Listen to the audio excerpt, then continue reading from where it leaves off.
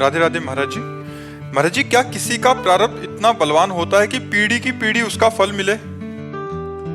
नहीं नहीं, ऐसा नहीं होता। स्वयं को भोगना पड़ता है, पीढ़ी को नहीं।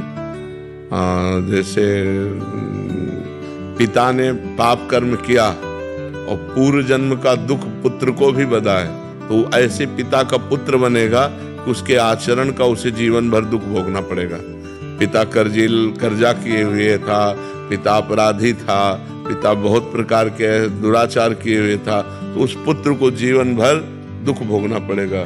प्रॉपर्टी छिन जाएगी लोगों को कि समाज में कि उसी का तो लड़का है ना जिसने ऐसा किया था, तो जीवन भर उसको, तो ये कर्म संस्कार उस जीव के पूर्व से लगे हुए हैं, तो वो पुत्र बनता है आकर, वो पिता बनता है आकर। ऐसा अब पीढ़ी दर पीढ़ी, ऐसा नहीं कि पाप करे कोई और पीढ़ी दर पीढ़ी वो भोगता रहे। ऐसा हम तो सत्कर्म कर रहे हैं, बट मतलब अभी तक कष्ट ही कष्ट मिल रहे हैं। हाँ, तो आपने आज सत्कर्म किया, पीछे दुष्कर्म किए, तो उनको कौन भोगेगा?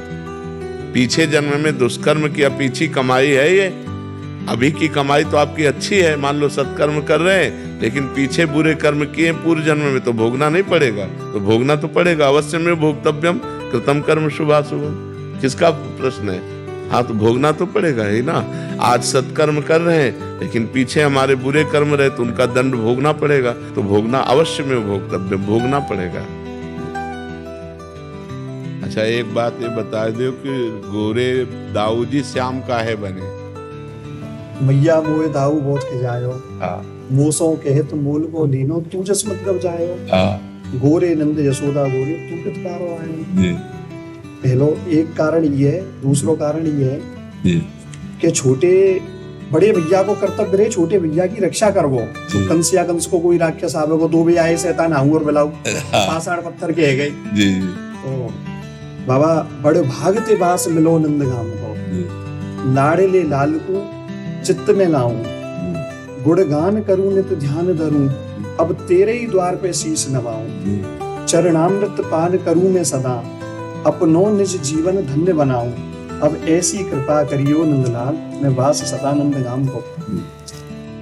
तो जब छोटे लाला की रक्षा के लिए फिर बड़े लाला दाऊ दादा ने अपनो रूप श्री कृष्ण को, दाऊ सो दाता नहीं ब्रज में कोई एक, और दीनन पे रक्षा करे और टारे विघ्न नहीं। दाऊ दाऊ सब कहे और मैया कहे ना कोई, और दाऊ के दरबार में मैया करे सो हुई। जैसे बाबा के दरबार में जो बाबा के रो हुई है रो। जय नंद के लाला की जय। आशीर्वाद लेना, 70 साल की उम्र, राजनीति करनी चाहिए नहीं करनी चाहिए? राजनीतिक बात अलग है, राष्ट्र सेवा समझो।